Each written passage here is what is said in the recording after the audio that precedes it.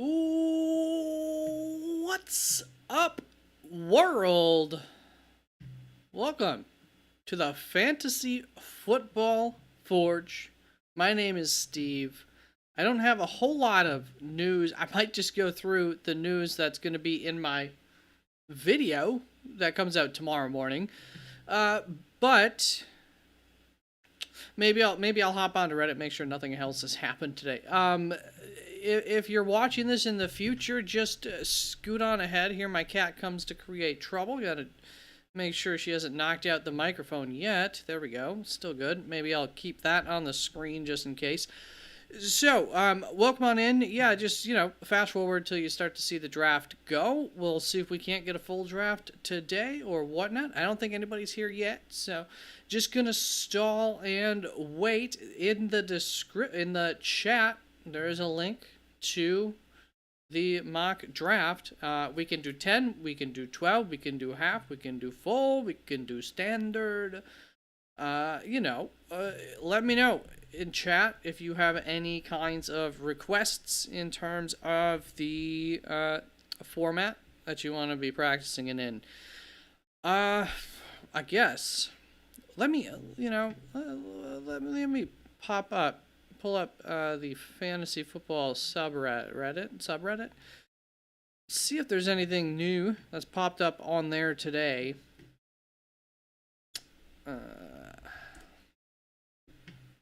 Otherwise, I'll just cover some of the stuff that I already had. So, make sure that's not stealing my screen. All right, we're good.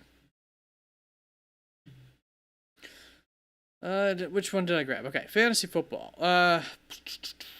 Kyle Pitts has been mostly working with the receivers, not tight ends in practice. He's actually a part of my news. Slightly interesting. Be more curious about which film room does he go into. But that is interesting. Top comment on there, Pitts is the perfect draft pick for me this year because I hate myself. And it looks like people were reaching out to them to make sure they weren't being serious. Sometimes Reddit gets a little overly serious sometimes and can't tell a joke, can they? Jets quarterback Justin Fields. This was another one that I'll talk about a little bit in the video. But yeah, Justin Fields was carted to the locker room, and if you didn't catch it, apparently nothing too serious day to day with a dislocated toe, not his big toe, right foot. So, I'm not moving them unless this is something that ends up lingering somehow and we are aware of it lingering. Obviously, dislocations are something that become more common or more likely to happen again once they've happened the first time. So, hopefully it doesn't impact him throughout the season. Let's see. Najee Harris makes his first appearance at Chargers practice just a couple hours ago since his fireworks incident while wearing shades and a hoodie. Okay, so he just showed up. Didn't really participate yet. Well, he probably can't, right? He probably can't participate. I'm tired today. Wow, nobody in chat yet. Anybody in the... Might be a quick one today. I've said that in the past, and then it does not end up being a quick one. I do have a hard out at, by 10. I got to edit that video and load it up onto YouTube. Let's see, Aaron Glenn. Okay, a lot of Justin Fields stuff in line to start week 1 still. Yeah. Day to day at this time of the year, hopefully, won't be anything. Malik Neighbors. Eventually might need toe surgery, but has a great management plan. Is this something that's... I feel like this is something that came up last year too. Don't like that. Don't like that one bit. Top comment.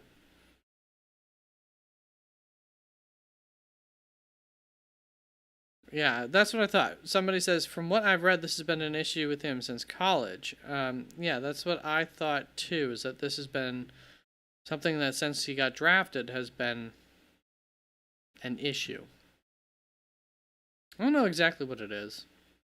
I'm pretty sure I have a toe that, if I was in sports, if there's the right type of surgery for it, it would have been, it would be wise to have surgery on it.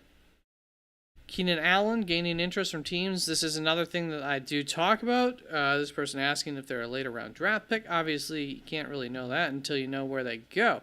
What I am curious about is, are there any teams actually listed? I suspected maybe San Francisco. So, this comes from Jordan Schultz, free agent wide receiver. Keenan Allen, one of the top remaining players on the market, has drawn interest from multiple teams in recent weeks. My understanding is he's been waiting for training camps to open to better assess the landscape and get a clearer picture of each team's wide receiver situation.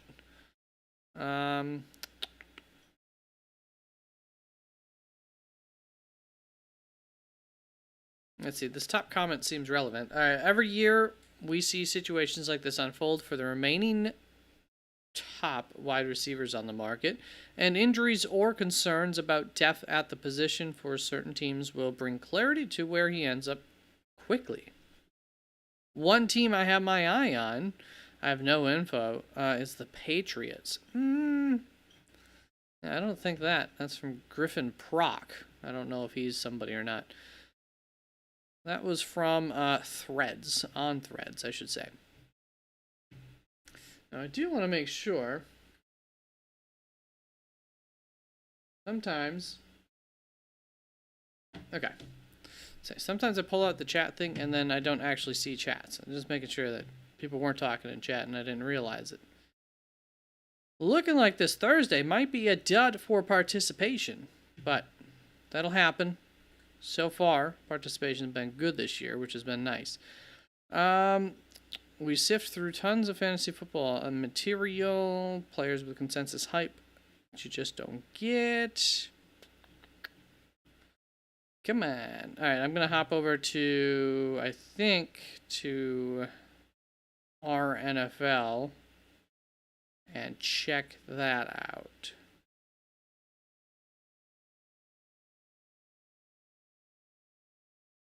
Yeah. Let's do that. Oh. Suddenly got tired when the lights went on here. Oh yeah, so here's something that's pretty high up. Looks like the top story on Reddit right now, our NFL, which is just Aaron Rodgers' first training camp pass to DK Metcalf was intercepted. Now, something that you should know about Aaron Rodgers, historically, he uses training camp practices to test things out. He gets wild. He throws a lot of interceptions at practice. So, from that aspect, just like a lot of these videos that come out this time of the year and storylines and everything, it's nothing. Now, was this because DK Metcalf didn't quite run the right route? That was hard to get out. Actually, I'm going to watch the clip, see if I think he didn't. Where are you, DK? Stop moving the camera. Christ. So I think Patrick Queen gets this. He's right on him. And I think Aaron Rodgers said he didn't see him, but he's right on him. I think that was just a timing throw. DK probably could have been a little bit more aggressive with his route.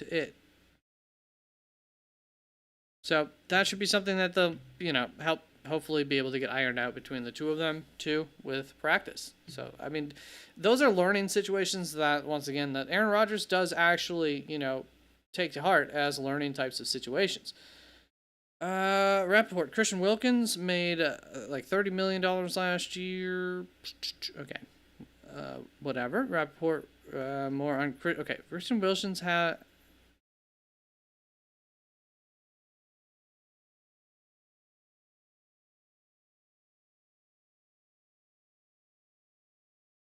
Oh.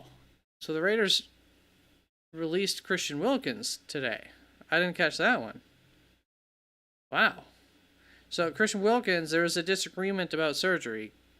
Christian Wilkins was not willing to go under surgery. The team wanted him to get the surgery. So they got rid of him. Interesting. Very interesting. I would imagine he'll get taken off of waivers. I believe he'll go through waivers. So, I mean, that's a potentially really good ad for a team out there. We'll see where he goes. IP, 1 full. What is up, brother? How are you doing? Pretty light and empty today. I'm buying my time to see if anybody comes and joins in. Sometimes this happens, slow start, and then it gets busy. Sometimes, who knows? Manhampton nearly gets eliminated by the sled. I'm looking for storylines on our NFL right now. Things to look at. Watching videos. Panthers rookie Tedderell McMillan avoids running into a trainer while making a one-handed catch. Draft him. Number 1 overall, baby. The wide receiver can catch a ball. Trent Williams speaks highly of the 49ers rookie Michael Williams. Yeah, he's a big boy. Camp news on wide receiver Kyle Williams for the Patriots has been pretty positive stuff so far. I think it was pretty positive for a Jalen McMillan at this time last year. Not McMillan, Jalen Polk this time last year. So, you know, with a grain of salt. But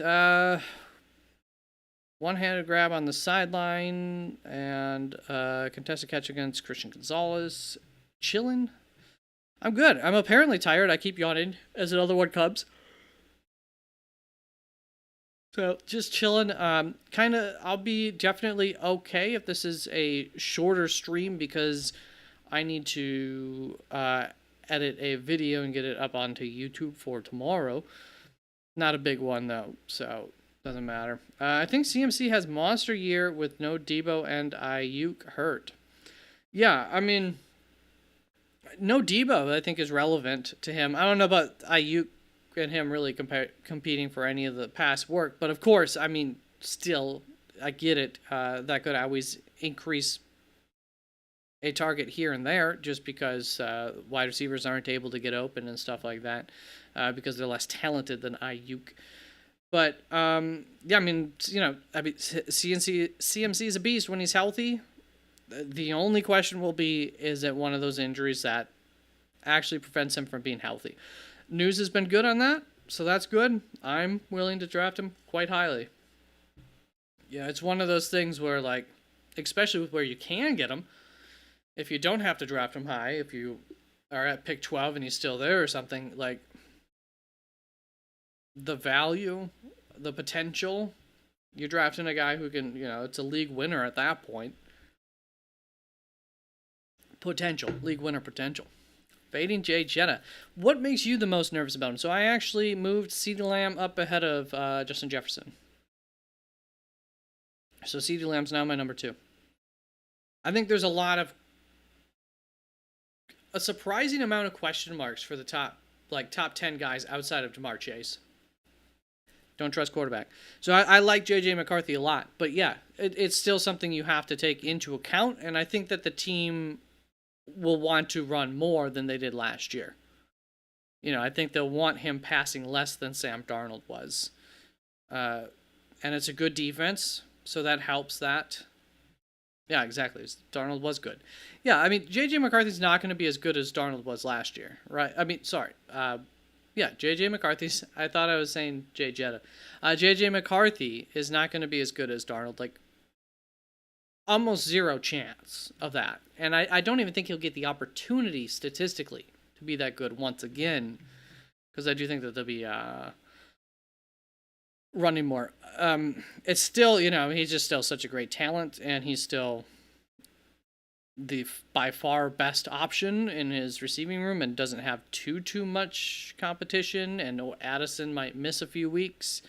So all that stuff definitely helps him. He'll still be very good. But yeah, I do think the likelihood of being the wide receiver 1 for him this year is not very high. And that's what you want. You at least want that chance when you're taking one of those top, even 5 wide receivers. Hopefully. Jamar Chase clowns reporter for his shirt. That's nothing. Oh, you know what? I moved George Pickens up ahead of Jameson Williams. What do you think about that one, IP? I actually might have moved him up a little. Let's see here. Gonna go. I made some wide receiver changes. So let's see. I did the CeeDee Lamb thing. I moved Puka back behind AJ Brown. I had AJ Brown originally as my wide receiver 3, I think. Then I moved him down to 5. Now I got him back up to 4 ahead of Puka because of the Matt Stafford sore back stuff. Just kind of a reminder of, you got Puka's injury history. You've got Matt Stafford being fragile at his age, not behind the best offensive line with his injury history, which just 2 years ago did impact his play. Puka's absolutely phenomenal every time he's been healthy. But I just feel like, there's enough question marks. But then that's what I'm talking about with these question marks. Then you got Brian Thomas Jr. I mean, he was better with the backup quarterback last year than he was with, what's-his-face, their starter. Obviously coming into year 2, so that's a good thing. But we know, things don't always get better. And there's probably better competition in the wide receiver room. But I also think that offense will probably be better. I don't know what to do with him, but Malik Neighbors, there's obviously being on the New York Giants, quarterback situation still questions there. Nico Collins, definitely more competition in that wide receiver room. Monter St. Brown. There's ceiling questions. There will be regression for that offense, almost certainly. And then we're at Ladd McConkey, Drake London, T. Higgins, Garrett Wilson, Tyreek Hill, I guess. I don't know. I think after that it starts to really get loosey-goosey. Yeah, from early on-ish. But Trevor's also been hurt a lot of his career. And in college, too, I think he played through a lot of stuff. Another one of those guys. Not that I don't, I'm not saying I don't, I have Brian Thomas as my wide receiver 6, and I do think that he could be easily a top 5 or whatever. I just think that there's more questions for those top guys, not that I don't still like them a lot, than there are in other years. I think even that first, second tier, wherever you want to break that off into that third tier, a lot of questions, just in general for wide receivers this year. I don't feel comfortable with a whole lot of wide receivers. Ladd McConkey, Monter St. Brown, are almost two that I feel some of the most, Jamar Chase, obviously, comfortable with in terms of where I can get them. Pickens finally gets solid quarterback, and Lamb will take attention off of him. Yeah, and their defense isn't great, so they should be passing a lot. They don't have a great running back room, probably not at least. So that should prevent them from having a good running game, of course. Their offensive line still probably shaky. A second-year guy who didn't have a great first year, and a rookie, I believe, will also be starting in that room. So that's still something that's in the works, too, which doesn't help anything. But, yeah, I think their passing's enough. I think we're going to see a reduction for Jameson Williams. So I have George Pickens now at wide receiver 28. I still kept him behind Calvin Ridley. I just figured Calvin Ridley being the wide receiver 1 on a team just has a little bit more upside, better chance of consistency as well. Yeah, safest pick in the draft, right? Jamar Chase. I like the talent of Odunze a whole heck of a lot. I just still struggle, and it's not I think, I don't know. I have him ranked 46th. I don't think I'm very high or low on my ranking for him, but I still just find myself wanting to take chances on other guys who I have ranked higher, like the Trey Harris's, some of the more incoming guys who I think have better quarterbacks, are probably on better offenses, etc., have less competition. I mean, you got the rookie tight end, a rookie wide receiver, Luther Burden, who I think is going to have a hard time getting on the field, which is why I'm very low on Luther Burden. I also didn't love him coming out of college. I think he's a gadgety kind of guy. But I struggle with Rome Odunze. I have him behind Kupp right now, and I don't think I should. I'm going to move him up a couple spots. I'm going to move him up to 44th just right now. I struggle with him because even after doing that, I just don't. There's so much question around it. Even the running backs, the receiving running back. So I There's obviously a path to being probably the number 2 wide receiver for the Chicago Bears, led by Caleb Williams, with the new offensive system, new offensive coordinator coming over, who did very well in Detroit, but we've seen that, that's never a guaranteed thing when offensive coordinators change and everything. So, and he's now the head coach, not the offense coordinator. So, it's a lot of questions with a talented player who did not have a great rookie season, in part because of some of those questions. Rest in peace, Cup. I'm not so sure about that. I'm not like totally off on Cup. He's another guy, though. He's in that area where it's just like, what's the upside, ultimately? It can't be that good. Where that's why I have guys like, the Matthew Goldens, Trey Harris's, Tedderell McMillan, of course, Jaden Higgins, Travis Hunter, of course, ranked higher than them, because it's like, those guys, there's that unknown factor.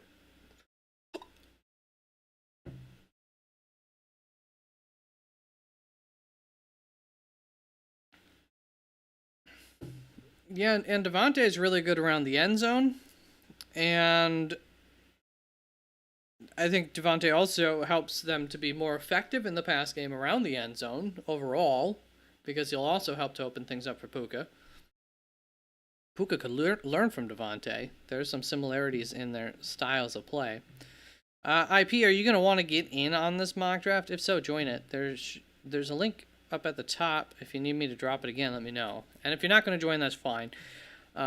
Then I'll just do one and get out of here in a little while.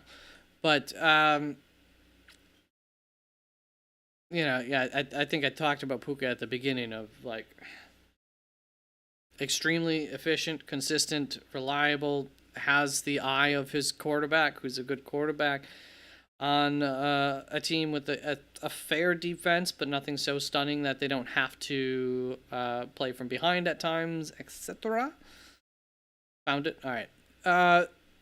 So for Puka, it's just the injury history for him, and then, the reminder of the fragility of their quarterback as well gets you a little bit more nervous there, too. But when they're both healthy, he's a stud.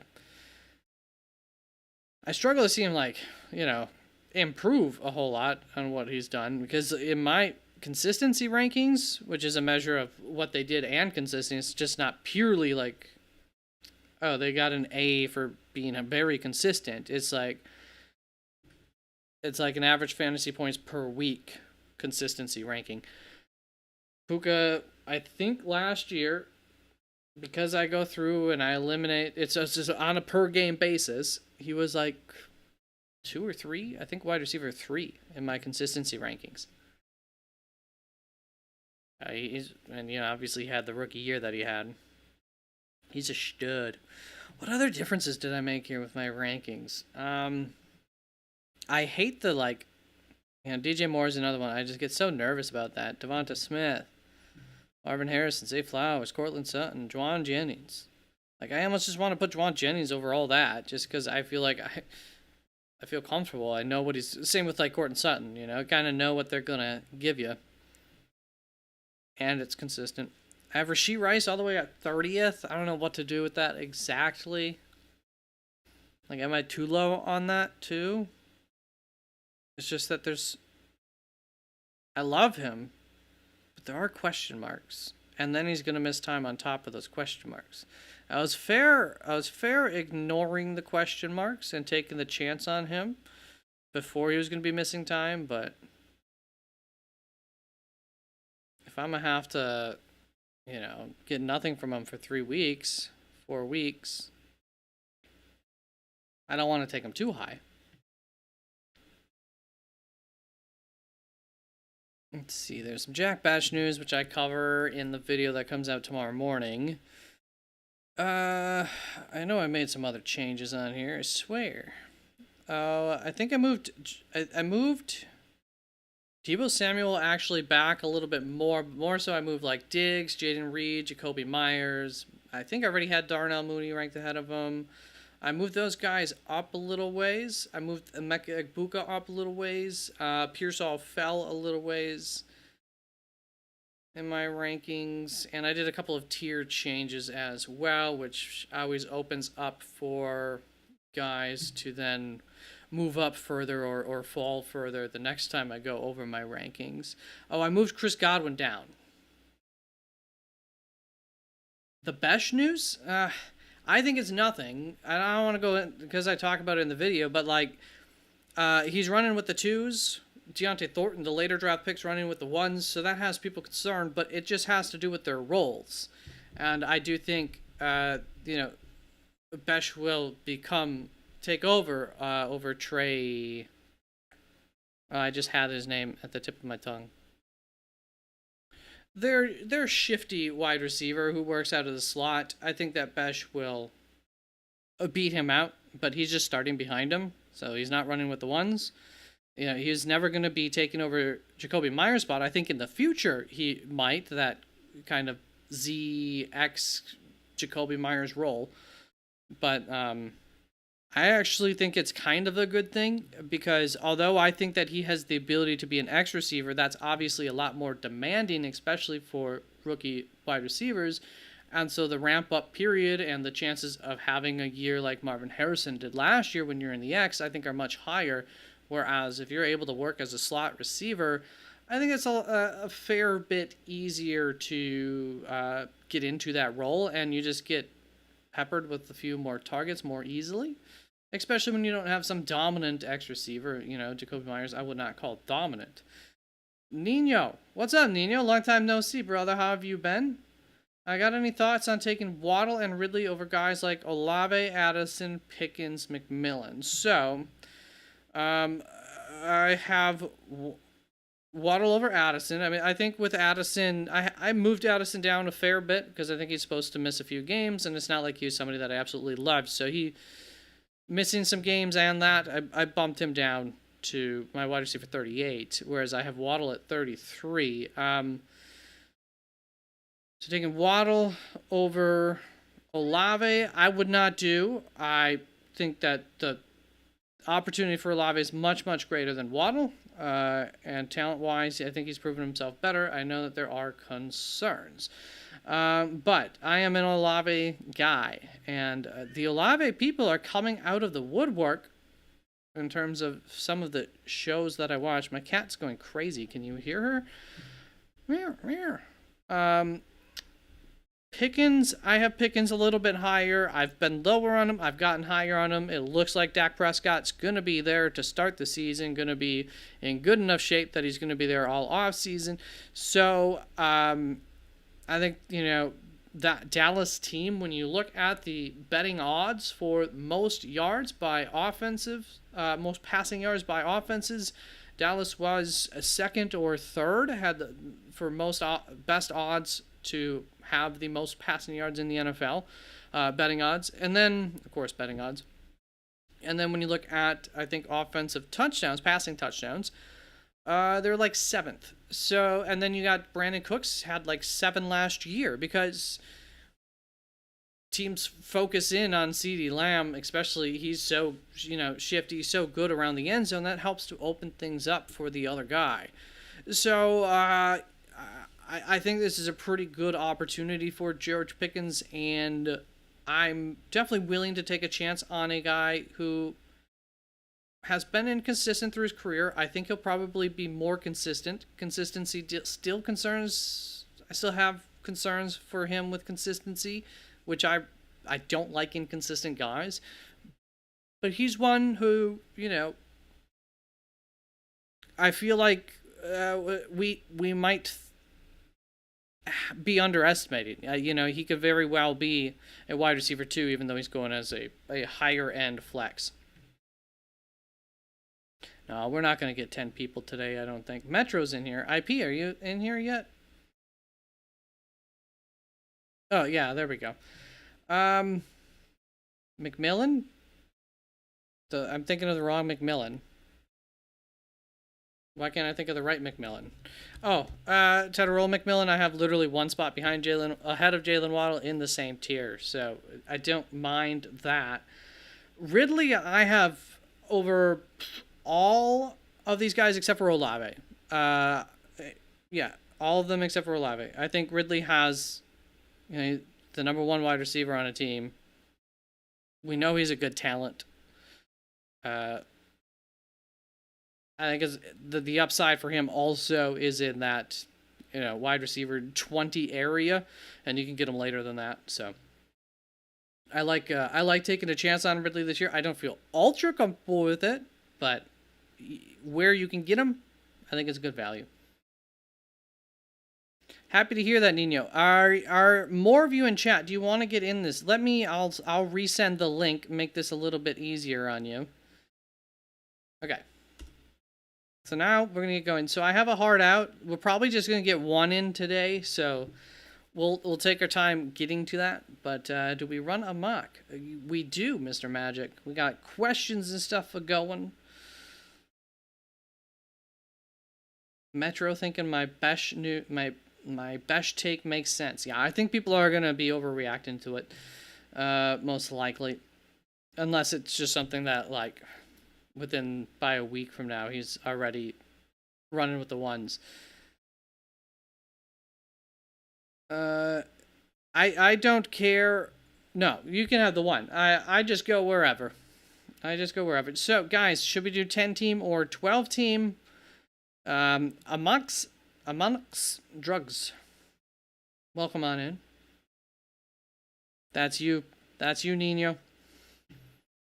How has life been for you, Nino? Okay, 10 team, full, half PPR, any weird... Currently, I have 3 wide receiver. Do you want to keep that at 3 wide receiver? Should I make it 2 flex? Just 2 wide receiver. We got a full PPR. Okay, so it looks like we're going to do 10 team, full PPR. So yeah, anything then funky with settings. 3 wide receiver, 2 running back, 2 flex? I'm willing to do a second flex. It's not going to hurt anything with this draft. Just kind of give us another idea of some of the guys going later. Okay, so we're on full PPR. We're on 10 team. We're good there. And let's throw another flex in here. That doesn't really change up the strategy too much. 6 bench.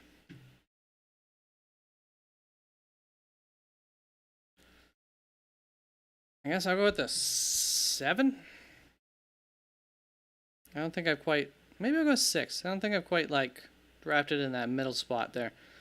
All right, IP, gonna come back in a minute. We'll give you a moment. Do you know what the news is with the Browns quarterback and running back situation? Yeah, I can give you the rundown on that. So, running back situation is in flux to an extent, but best guess would be Quinshon Judkins will be missing the first 6 weeks. He'll be able to be with the team in the offseason, so that helps. But, he's going to miss a lot of that ramping up period. So even once he comes back, there's just more if he comes back. That's also not a guarantee. But once if he comes back, there's just obviously some questions around that. So he's somebody who probably should get drafted, but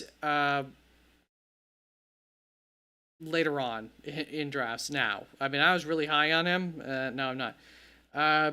Jerome Ford would be the betting odds favorite to lead the backfield. I don't want to give up on Dylan Sampson being the odds-on favorite, and I know that the coaching staff has talked about Dylan Sampson having a role, which I think was probably always the case. I think Quinshon Judkins and Dylan Sampson were going to be the 2 running backs. Jerome Ford was going to be the 3rd, maybe 4th running back on their roster. Prior to that, I do wonder if Dylan Sampson can out-battle Jerome Ford for that starting job. I think it's possible. He's pretty talented guy. But, of course, Jerome Ford, especially early, it just depends how quickly Dylan Sampson were to get up to speed. But there's that potential. So I have them like back to back in my rankings. I'm not like crazy wanting to get them, but zero RB types of situation, especially the upside of getting potentially Dylan Sampson becoming the starter, or having the starter on a team in Jerome Ford, who's okay. Quarterbacks, I think today, so they're not going to make a decision. I guess the team wants to make a decision by like preseason week 2, like after preseason week 1. It seems like it's probably going to be Flacco or Kenny Pickett, in which case I would guess Flacco to start the season. So that that combined with like a worse running game again than what they were hoping for, probably helps guys like David Njoku, Jerry Jeudy, of course, at least for the early portion of the season there. And Joe Flacco has that connection with Njoku. So I think Njoku, you can feel, I haven't moved him up my rankings, but he's gone from a guy where I see the upside, but I don't think it's going to happen because the Browns are going to run the ball a lot they might not be able to run the ball as much anymore. And Joe Flacco might actually win that job, apparently based on reports. So we'll see if those reports hold true. IP's back. All right, guys. You were number 1, so you were holding the thing up. Is there anybody else in chat hiding that wants to join in? I'm going to give you around 10 seconds. I don't know about you guys. I just got fed an ad, so I'll give you a chance for that ad to run through if you got one as well. We'll wait on that. But it's probably been like 5 seconds at least by now, right? We're going to get there. All right, IP, you are on the clock for the Thursday, July 24th mock fantasy football draft. Let me get this ad off of here. Get off. There you go. On the clock. Starting now. Who are you going to take? Yeah, Jamar Chase. Justin Jefferson going right behind him. Metro Station. On the clock. Yes, cheers, boys. Let's murder this mock. Brian Robinson, Gibbs, Barkley all flying off in front of me, leaving CeeDee Lamb at the 6th spot. That's pretty nice. I don't have too much, Christian McCaffrey or CeeDee Lamb. CeeDee Lamb feels a little bit safer. We'll go CeeDee. Amon Apuka Neighbors. Guys, I gotta get some 12-team in though. We're gonna do 12-team on Tuesday. If this goes by really quick, if you don't want any analysis after this, we might be able to get another mock in. Otherwise, once again, I gotta call it. Can't go till 10:30 tonight. Collins, Henry around the turn. Genty, McCaffrey, London, leaving some nice talent on the board. I've got A.J. Brown, the highest there out of the wide receivers. Achane, this is full PPR. So Achane over Brown, I would go Achane probably. Brown, Thomas, full PPR. I don't think that changes anything. And I don't think you can take Ladd over them. And I took a wide receiver in the first round. Let's do it, Achane. That's just how it goes, IP. That's not out of whack with ADP, really. So after that, Bowers goes. Could have thought about that for full PPR. Brian Thomas, A.J. Brown, Jacobs, Tyreek Hill around the turn to pair with Chase, taking a chance on Tyreek. And do you go quarterback? Because they won't make it back to you if you want one of the top 3 most likely. Going with Bucky, taking the chance. Bucky's one of those guys where I can't really rank him lower, but I don't know how comfortable I feel. HN over King in full PPR, yeah, probably. I would. I think in half. I think I have Henry over him in half. Kyron's Chase Brown, full PPR, very nice. T. Higgins, Wilson, full PPR. But Uh, don't know about how much that offense actually passes. Terry McLaurin's currently too risky. Rasheed Rice is obviously fun. Yeah, I think because it's full PPR, I think I'll just take the ceiling shot of Chase Brown over the floor of Kyron Williams because we got Lamb, H.N. Yeah, we're just going for like receptions, baby. I love Buggy.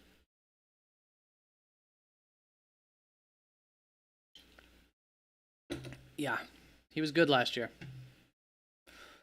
Trey McBride going behind that. Allen. So two of the wide receivers. Quarterbacks off in the third there. McLaurin. Hall, Kittle. Nice. Higgins, Harrison, Williams back to me. Still, I mean, James Cook's a nice receiving back as well. Garrett Wilson's still available. And I would probably have to take that chance over Rasheed Rice, who I have ranked quite a bit lower now. I think I've got to go Wilson. I've taken Laporta before. It just doesn't feel good once you realize the other tight ends you could get later. Jaden Daniels is still available. But if I take Jaden, I'm passing on Garrett, and I'm getting... I mean, I have a...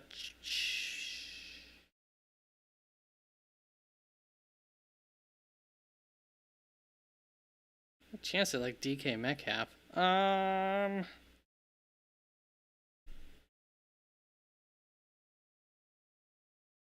I'll do it. There's too much value. There's too much value. I feel like at quarterback later. Garrett, come on, join me in. I don't, and it's not because they're like bad or whatever, but this portion of the draft I don't love. Like I start to, I get more excited about some of the potential of guys a little bit later, whereas a lot of these guys I feel like, am I gonna regret this pick in this area of the draft? Like Wilson, you know. Am I going to regret that? He's going to be a little too inconsistent. It's possible. But he still should be, you know, good enough. It's just, what could I have taken over him? Who's going to do better than him that we're not, that we don't have ranked over him? After that, Cook, Burrow off the clock. Evans, Daniels, Hurts. So there we go. The top five, the big five, and then the quarterbacks go a little more sparingly as they do. I don't think for a little while. Yeah, a little bit. Yeah, Patrick Mahomes probably going too early in mock drafts. In drafts, I should say. Full PPR, Alvin Kamara looks pretty nice, I think. Joe Mixon on the pup concern. Goes with Kamara around the turn. Yeah, could use a running back. So we are playing, it is 3 wide receiver, 2 flex. Oh, I'm glad I didn't take a quarterback with that. Not that it would have killed me. She Rice. I got DK Metcalf ranked higher. Full pin. Probably go DK Metcalf. We got HM, we got Brown. Yeah, you know, definitely guys who could get injured.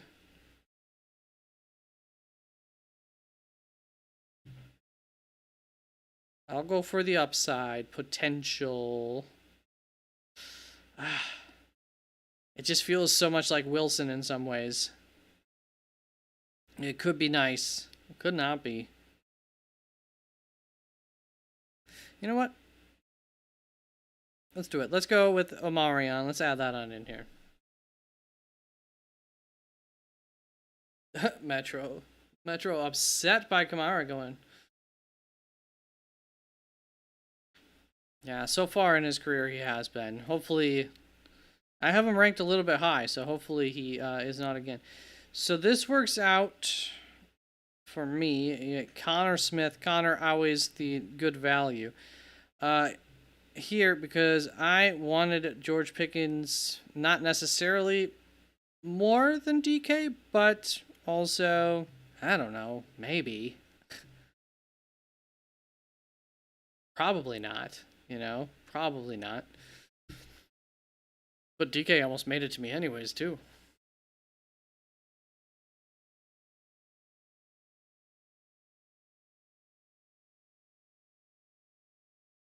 I bet you Patrick Mahomes goes right here. 7-5. Yeah, K9 did get like a surprising amount of receiving work, I believe, last year, if I recall correctly. Pacheco. B-Rob. Going for that flow. Or there goes Laporta.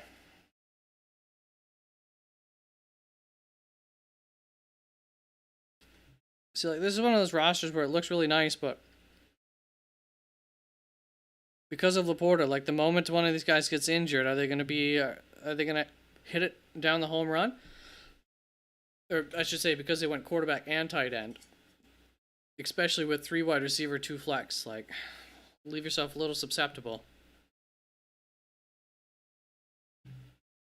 Taking Travis Hunter.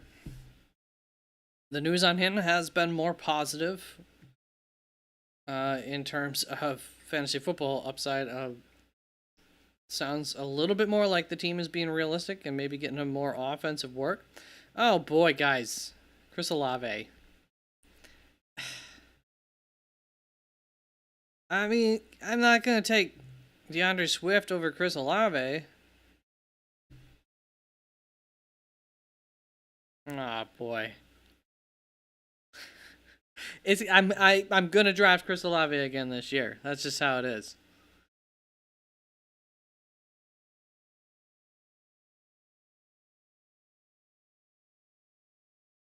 Calvin Ridley was probably my second option here. All right, lots of receptions we're looking for. Let's go, babies. So now I got my 3 wide receivers, my 2 flex, and a backup running back. No. 2 running back, flex, 2, 3 wide receiver flex. Okay, so Marion Hampton is currently a flex, so I could continue to push off quarterback starting to go, but also 1, 2, 3, 4, 5, 6, 7 of them gone anyways. 8, 9, you know, whatever. Tight ends like always, holding on. All right. Pollard, Caleb Johnson. Brian Robinson. I think I have Caleb Johnson ahead of B-Rob. And I think he's ahead of Pollard in my rankings. Full PPR? Maybe Pollard, huh?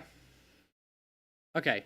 I'll take a little bit of a safe pick there. A little less upside, I think, than Caleb Johnson overall. But week 1, probably be in my flex.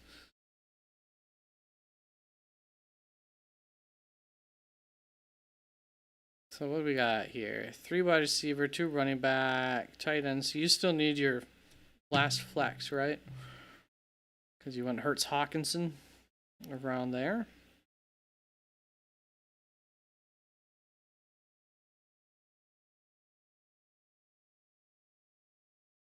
I feel like Hawkinson has a chance to be the tight end 4 this year over Laporta. But I have him ranked, I don't know. Every time I go to move my tight ends, I can't. Juwan Jennings. There we go. Nice pick. Caleb Johnson as well. You know I like that. Couple of Kansas City guys. Okay, so is there... Do I want Najee with Omarion? You know... No, like, clear backups that I need in terms of running back.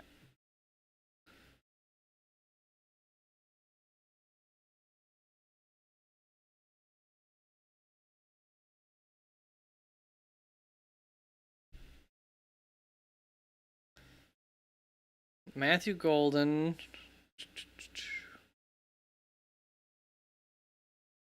I've got some of these guys ranked higher than him, but we'll just go.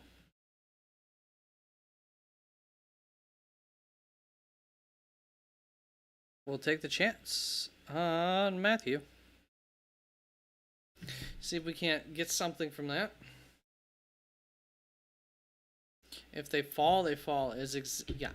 Your fanship should not dictate who you draft in fantasy football. It can. It's fine if you want to play like that, but if you're trying to win a championship, it shouldn't. Praying on the JJ short passes. There should be plenty of them. Oh, that JJ. I thought you were talking about JJ getting short passes from JJ.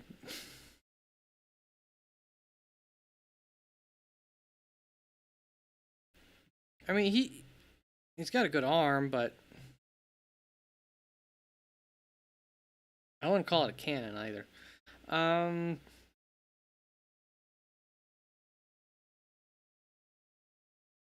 We got 15 rounds.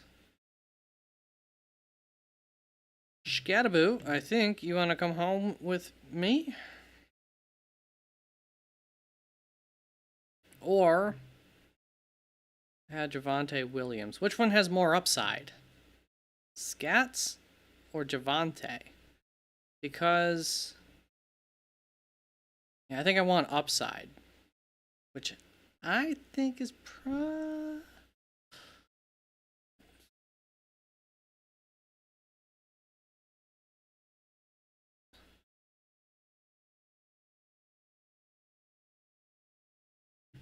man.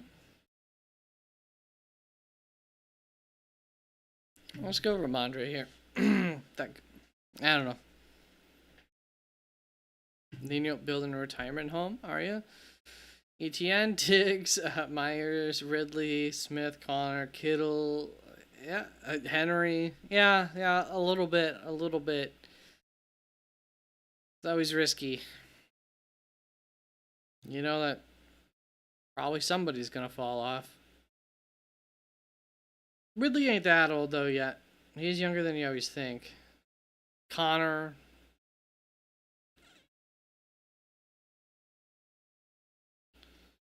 It's either a retirement home or a graveyard. Or it's just like the senior tour, you know? And it works out just fine. Going with Mooney around the turn. Like that.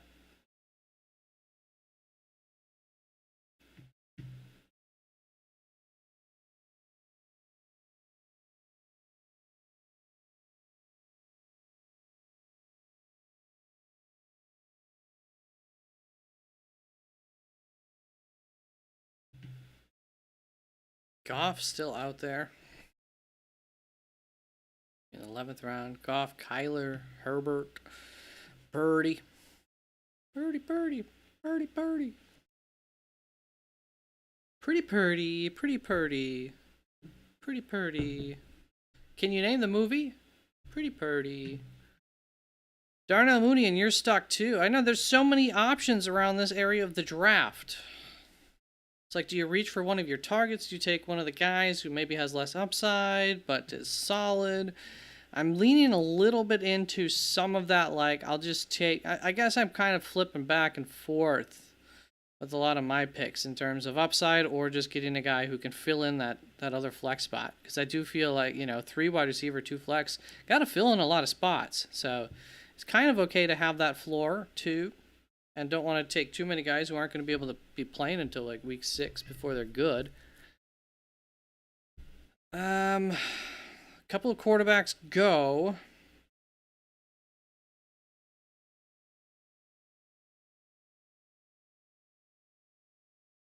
Javonte's still there, but I don't really... 1, 2, 3, 4, 5 running backs.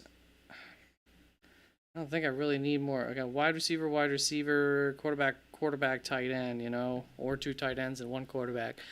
Josh Downs still available. Emeka Egbuka, do you have more upside than Downs? Higgins, Trey Harris. I have Omarion Hampton, so I guess...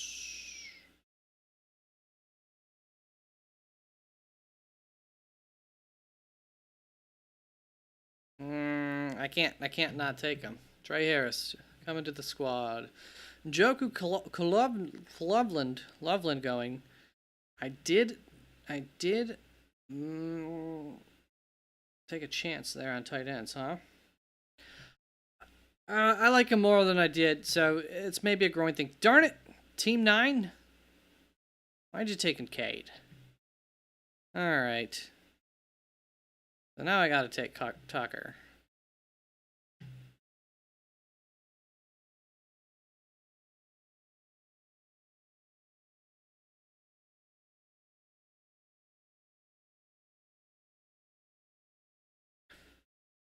So I'm looking at the teams here, and for the most part, I think I would, if I'll probably be able to pass up on a tight end here and let it make it to here if a bunch don't go like in here.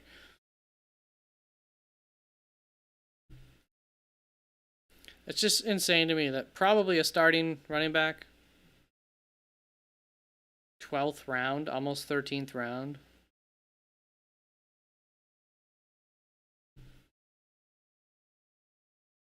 So for Egbuka, it really helps that Chris Olave is going to be gone. I kind of always expected Chris Olave to be missing time with him, though. You know, the early season Egbuka is not the one that I want, and is the late season Egbuka just going to have other better talent on the field anyways from him? It's just kind of a funky situation that I think there's a lot of roadblocks between him and success, fantasy success. You know, I mean, you got Rashad White, Bucky Irving's a fine catcher of the ball. Rashad White's obviously very good. Kate Otton's a pretty darn good receiving tight end. You've got the veteran Mike Evans, the veteran Chris Godwin, who will probably miss some time but then be back. You know, that's, I think, the major door opener for Egbuka there. But if they were to put Egbuka out on the edge and Chris Olave in the slot instead, then I get more concerned about how well Egbuka could do with that role. So, my mock?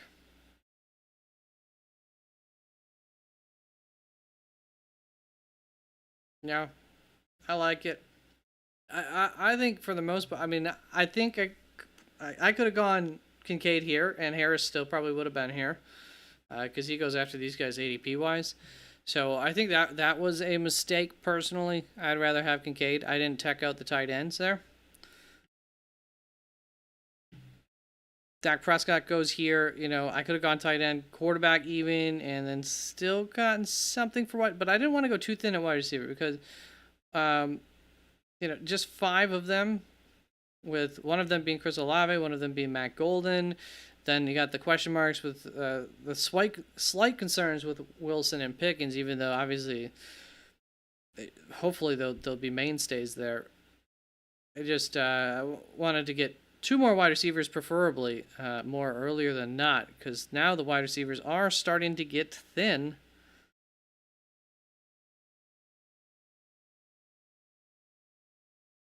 So I do not regret doing that. I might take Keenan Allen at the end of this. I think I can wait on tight end, and I guess Jordan Love, welcome to the show.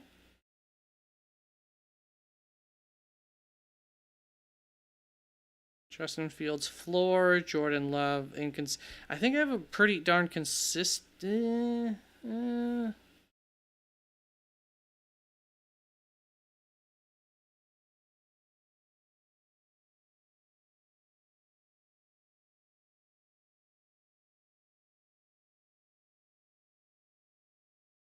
Yeah, okay. I gotta take a quarterback here.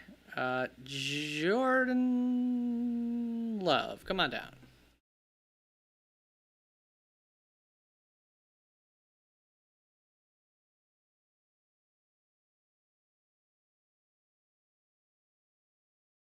Oh shoot! I painted myself into a bit of a corner. Okay, 1, 2, 3, 4, 5. Okay, I got 6 wide receivers. Oh, Pitts went. I guess.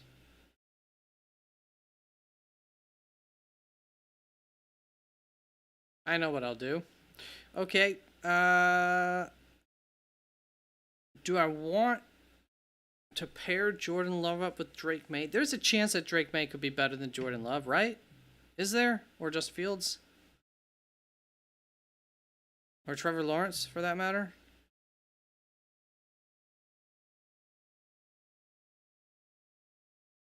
Quarterbacks really went in this draft.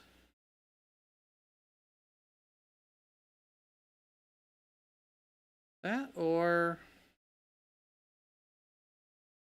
no real upside there at wide receiver. Eckler's still available.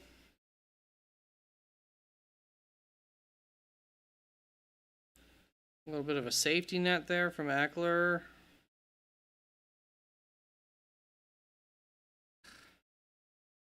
I'll just.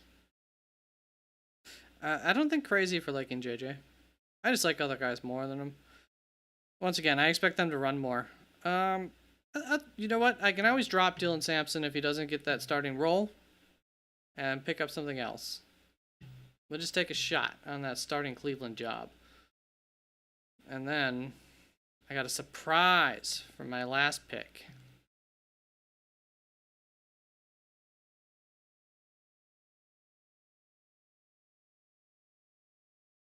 So I think for McCarthy, I mean, there's just obviously a lot of question mark to begin with. He was definitely a guy who I think a little bit of a project, even though I did like him in the draft and felt he was worth taking that high up in the draft. But he's in a really good position, you know. I mean, they made Sam Darnold look good last year.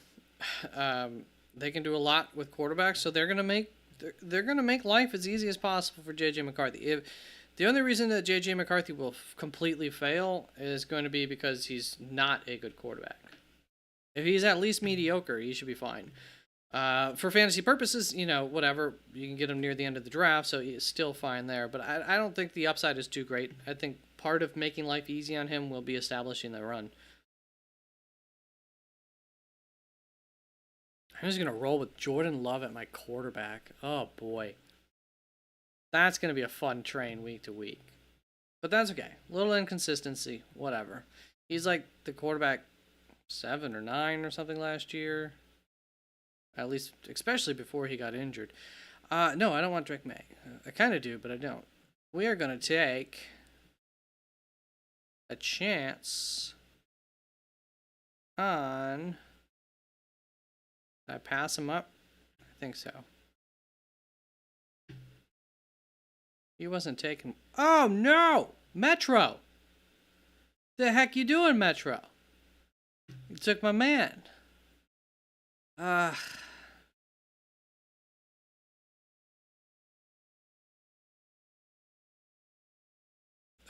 I'll take Kate on then. That's fine. As someone who had Love, you will have constant... But I'll just remind myself that I got him here. Now, so there's still some quarterbacks out there like Drake May. Almost, you know, he was the last pick of the draft. Like he almost made it. I'll figure it out. I should be fine because I hopefully have enough advantages going on. And my flex 2, my wide receiver 3, the depth at the running back in case of injuries and stuff, helping to keep my team more afloat than if other teams suffer injuries. That's kind of the team I built. So I'm just going to have to deal with the Jordan Love experience.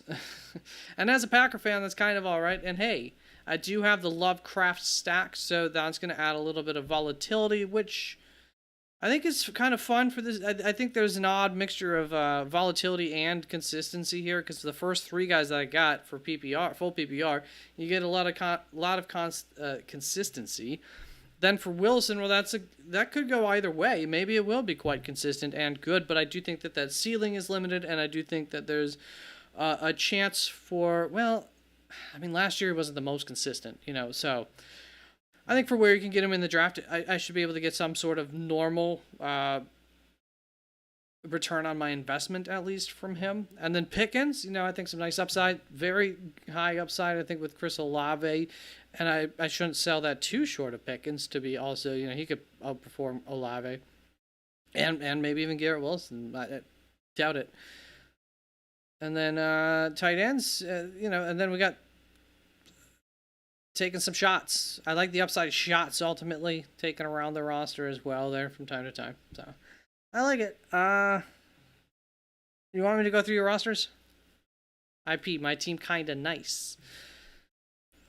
Chase, Hill, Hunter, Rome, Mooney, Reed, Burden to get enough depth. I fear that Reed and Burden might be wasted picks, but they also might not be. Dobbins, Tracy, Kamara, Irving. I feel a little left to desire in that running back room. Maybe not go.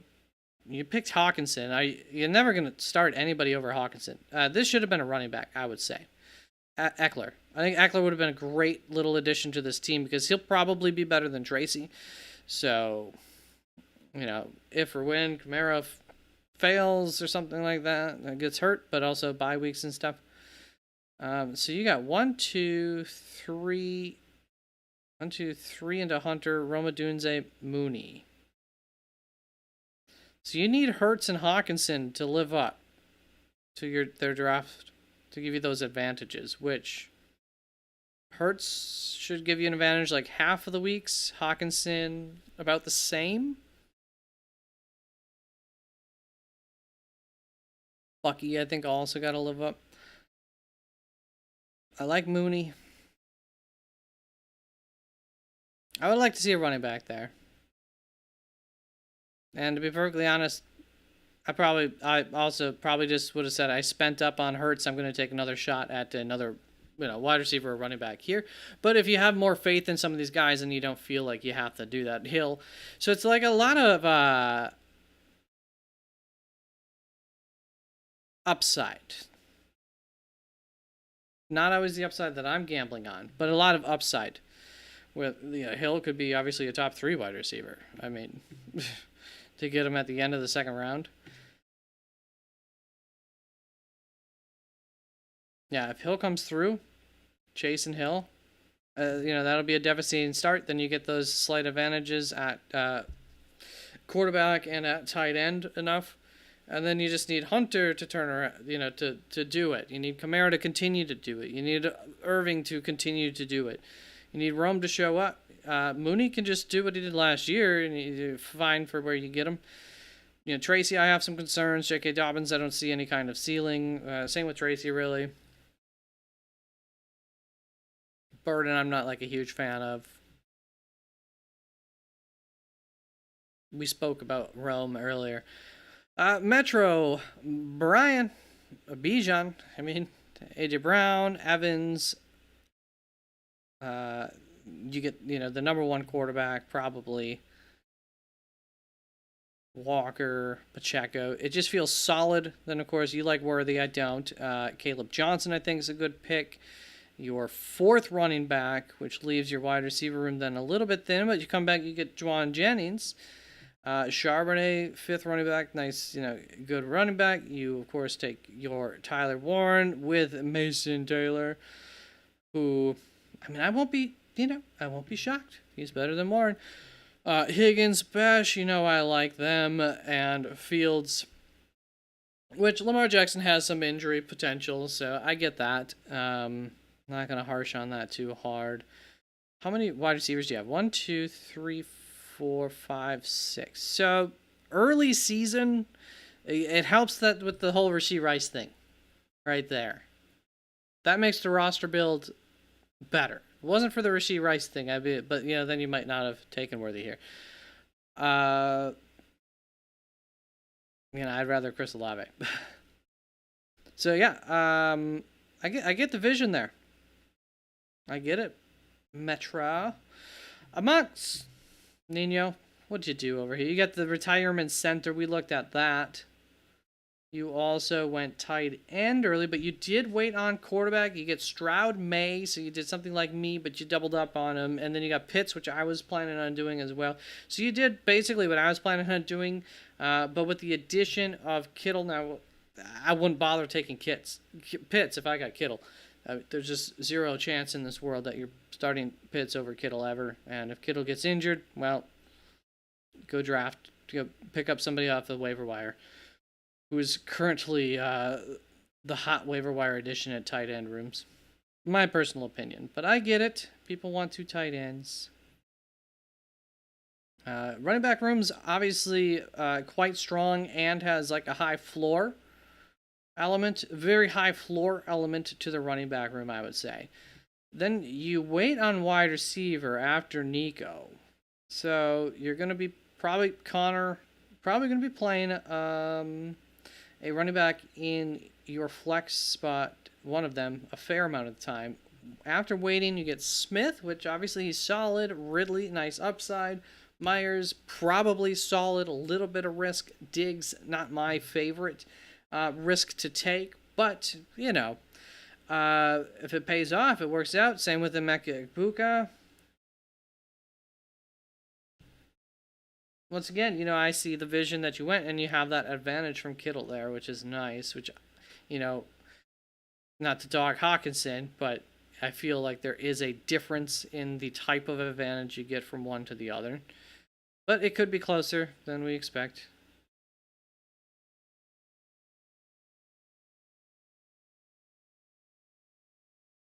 Yeah, exactly with the Worthy and the Higgins and stuff like that is like for the first, and you're hoping like the first 4 weeks Rashee Rice is gone, and it could be longer than that, right?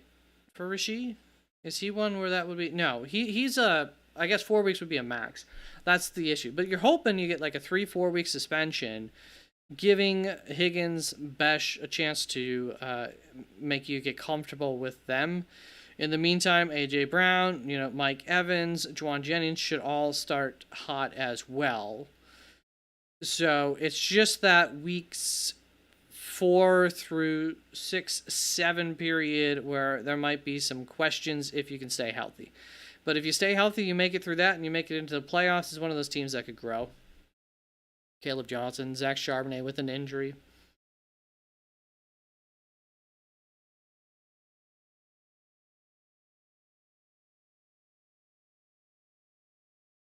I don't remember D-Hop getting in a car wreck situation. I think the expectation for, I can look at it, what the word is out there. I thought the expectation for Rashee Rice is like possibly as low as 2. Rashee Rice expected suspension.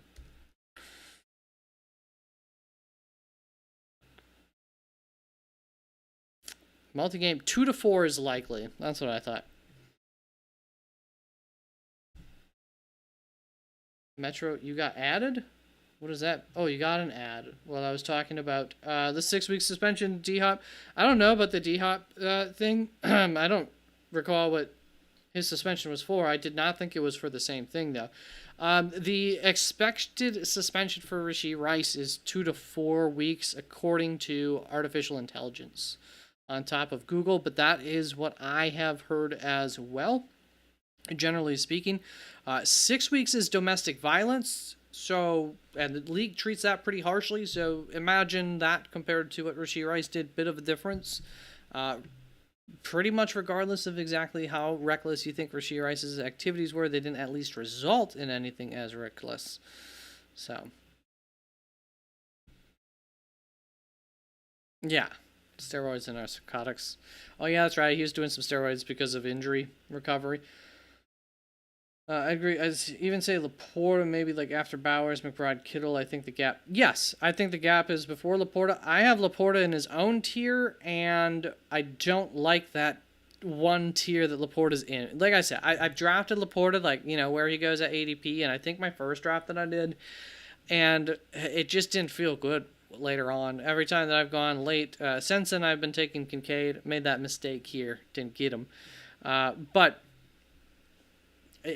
to me, what I can get at other positions just feels better. So this was interesting, though. We saw, you know, we went into the depth of the wide receivers. We saw the Marvin Mims, Rashad Bateman, Rashid Shaheed, Christian Kirk get taken here. So that was kind of fun to get into that depth. Keon Coleman going. Nice raw roster building, guys. IP, don't know which wide receivers to get. I got to read up some more. Just use my rankings and you'll be good. The 5-6 turn. So are you, is this normally you? I mean, I like your 5-6 turn for the most part. I think I have Smith ahead of all of them right now. I say right now because of Rashee Rice thing. But yeah, Rashee Rice, 2 to 4 week suspension. I think I overreacted a little bit with how much I knocked him down my rankings. So you're picking from the 10. So 5-6, you know, if an Omarion Hampton falls, I definitely like that around that turn. But if not, getting Connor, Harvey, in my opinion, you know, I think is nice there. I do think, generally speaking, you get a tier does not. It's the 5-6 and the 7-8. I do think if you see things you like here, like I think you could pass up on Connor and go with Smith Pickens, Smith Metcalf, something like that around here, and then you could still get DeAndre Swift Pollard or Caleb Johnson or Brian Robinson, who I like more than some of them. Two of them around that 7-8 turn. If you find yourself with this as your first few picks, in especially in this type of draft, just to upgrade that wide receiver room a little bit more. I mean, you did fine, but I would rather have like Swift than Diggs, essentially, if you wanted to kind of like say that that's kind of the difference that you're making. Or instead of Jacoby Myers, if you like Diggs more than Myers. Or hold up.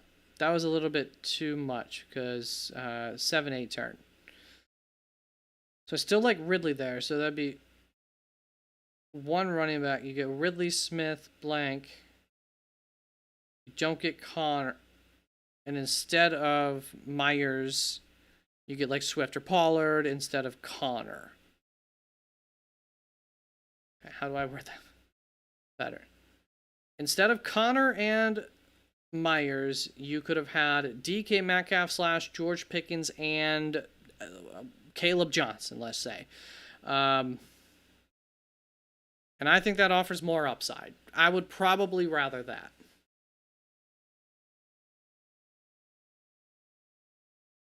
Especially 3 wide receiver, 2 flex. That's what I was kind of clarifying that a little bit. If it's a 2 wide receiver, 2 running back, this becomes a little bit more fine because now you got Ridley as your flex straight up, and then Myers, Diggs, Egbuka is your backup wide receivers, and you know ETN could always come in and play at flex, and he's not even your primary flex. Connor or Ridley's probably your primary flex. So yeah, 2 wide receiver, 2 running back, it makes it a little different than compared to this, but for sure if you got more wide receivers or something, I would have not gone with Connor there, despite liking Connor in that spot. Metro, my issue is always the 2-3 and sometimes the 4th round.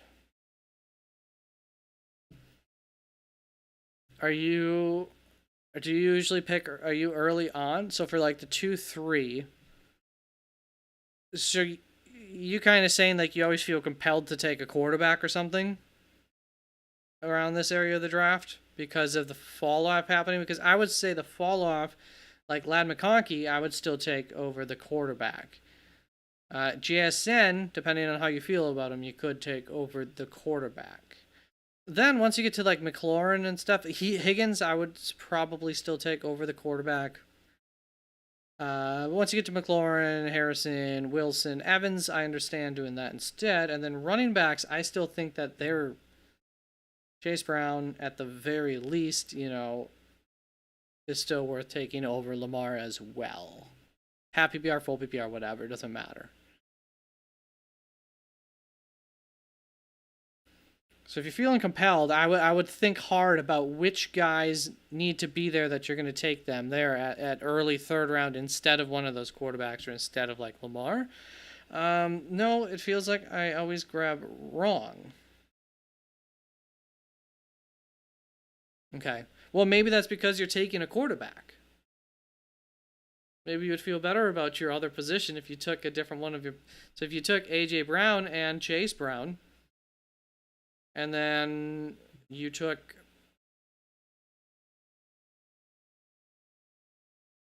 let's say Jaden Daniels, and then you maybe still got Ken Walker, or no, wide receiver, and then you got Devontae Adams. You know, there is a bit of a fall off. Well, no, from Mike Evans to Devontae Adams, not a huge fall off there.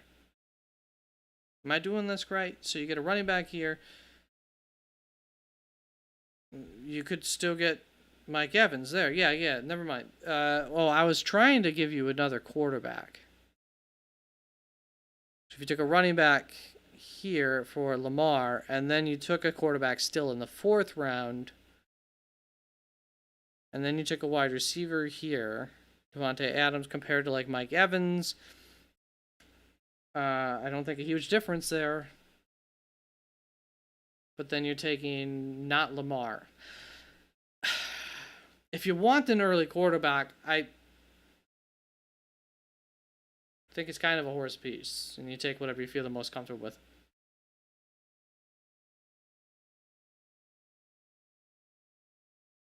Okay.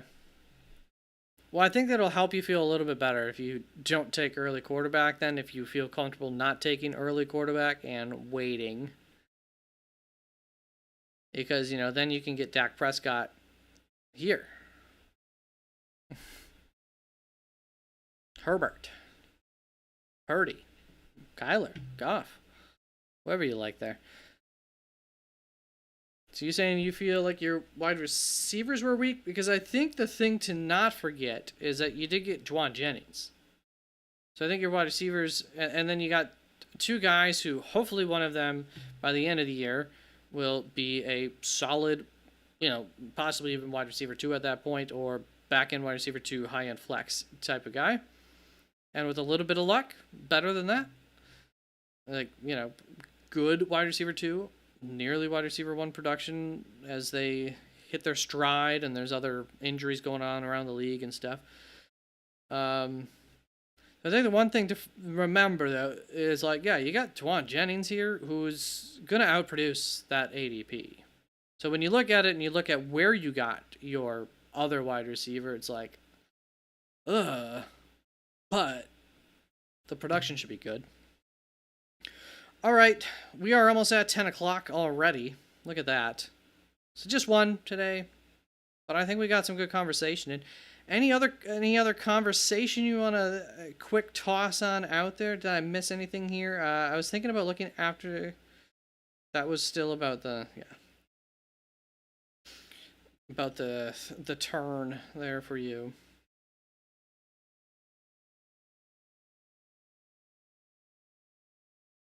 And, you know, Nino, I didn't even see you. Like, should I have gone wide receiver instead of Connor? I didn't even see you bring that up when I did. So I think we were on the same page of what you might be able to do better. I mean, looking at my own, well, I knew I screwed up on the.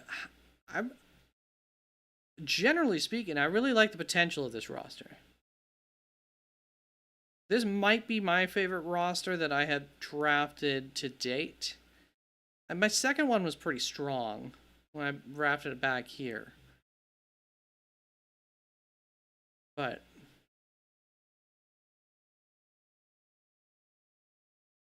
it's just that quarterback spot. I've had quarterback headaches before, but I'm okay with a quarterback headache that produces every other week. As long as you don't fail me. It's once you get to those really bad quarterbacks. If he can be a top 18 quarterback, I'm fine. I'm not losing out on too much. And I think this roster could be fine with a little inconsistency there.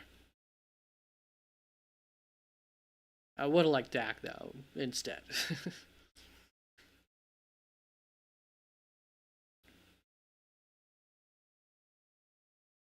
And then if I don't take Trey Harris, I still might get Trey Harris here. Or Jack Besh. Or Higgins, depending on who I'm drafting with. So I just think I needed to go tight end earlier, quarterback there, and then wide receiver.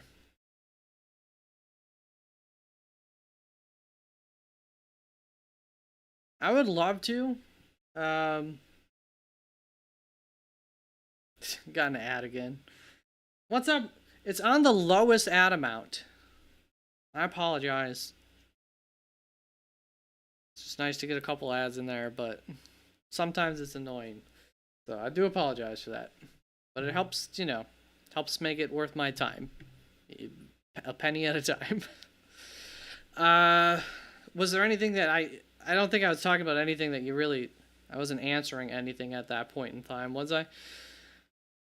Are you... Oh, you're able to chat while you have an ad up? Would that be true? That's probably true, right? But in terms of an actual league, I mean, I've had people express interest in everything in the past, and it just hasn't quite come through, so I've kind of given up on pushing for it. But, tonight was pretty light. Tuesday, it was pretty heavy in here. And there's two new faces in here tonight that if they were there Tuesday, we would have had a full room. We get a full room of people mocking. I think we probably have a full room of people who would be interested in doing a league. So, Metro, keep bringing it up in chat on these things. Help get other people excited. I'll try to then talk about it a little bit and gauge if people in chat would be excited. I think Nino and IP have probably left us at this point. Regardless, if they're still here, you guys want to do a league, come again next Tuesday, and let's try to get a full room, and maybe we could get a 10-team league. Maybe we could do an 8-team league. I mean, if we wanted to do that just for fun. I think hopefully, because you guys are people who seek out this kind of information this time of the year and earlier even, probably would get people that even if there's no money involved, I do a $10 Amazon gift card to the winner or something. I think people would stay active enough, hopefully. That's the one thing that always sucks about leagues that don't have money, but maybe we could figure that out behind the scenes. Yeah, you gotta get that crashing portion fixed on your end there, Metro. I wonder what that is. Are you on computer or phone? Because it never crashes anything on my end.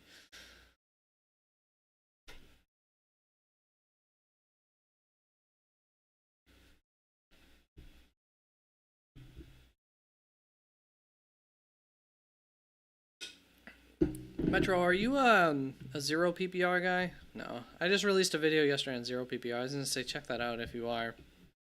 I had a good video the other day that's gotten some good feedback on league format. I said zero running back is what I meant to say.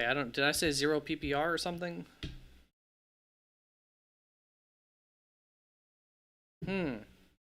I wonder if your phone's just a little over too many apps or something on it, that it just like causes it. It must be your phone. That's why I figured you probably were on mobile because of that. And I figured that computers have so much CPU processing power that not powder, that probably wouldn't happen on a computer.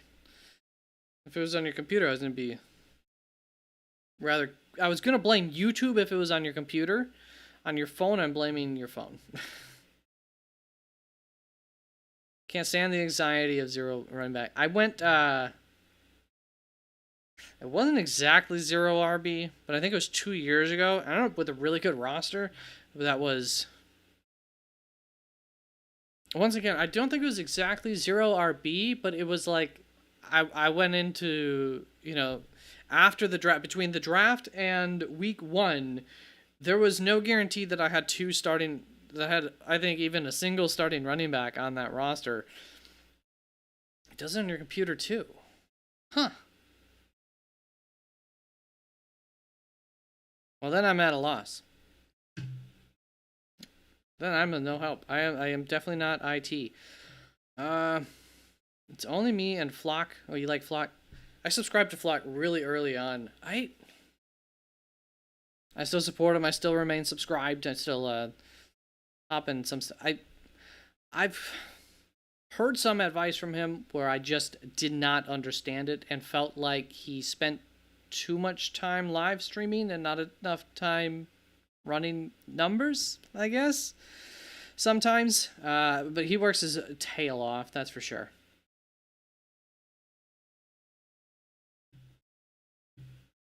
And like I said, yeah, I guess he's just not like a constant. But I followed him really early on. I was one of the. Mm, I mean, it could have been like one of the first 1,000 or something like that. Even pretty darn early, I caught his channel.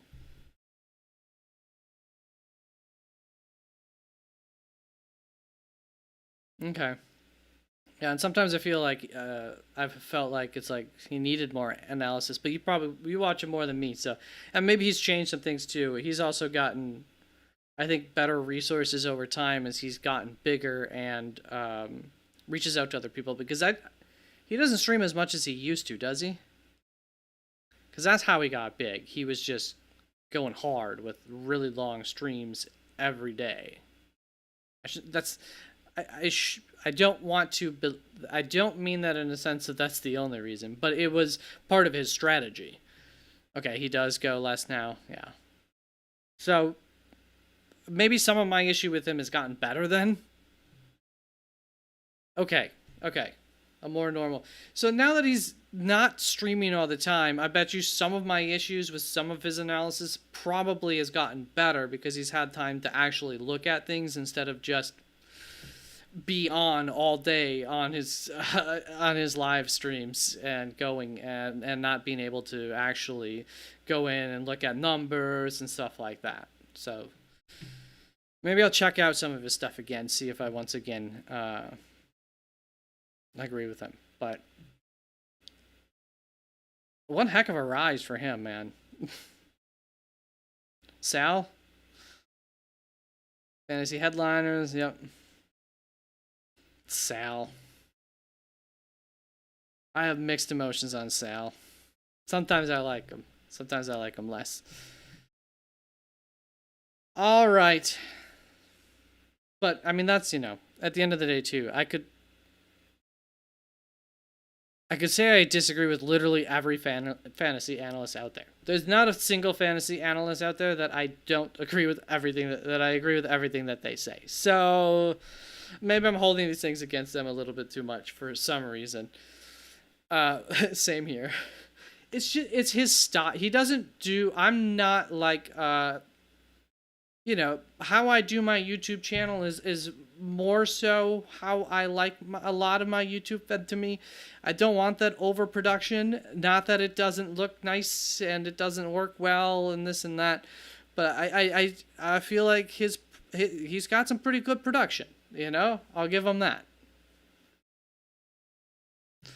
Draft Tank Dell. Well, I have my can't forgives too. It happens. It happens. You get wrong takes, but depending on how strong he was on that, yeah. There's just some of those things where it's like somebody goes on a campaign for a player like that, which I had mine last year, for sure in Las Vegas Raiders. What's his name? Who I did cool Zamir White. I didn't get him in any of my drafts. I did cool off on Zamir White a little bit. But for the Zamir Whites of the world, then you got the Chase Browns of the world, who I ended up having higher than Zamir White at the end of the day anyways. Was high on both of them last year. One of them came through, in part because of an injury. The other, was ugly. I was wrong. So I think we all have those. There were plenty of reasons I shouldn't have been as strong as I was. And that's why I do think I lowered on Zamir White late last offseason a little bit. I was like, okay.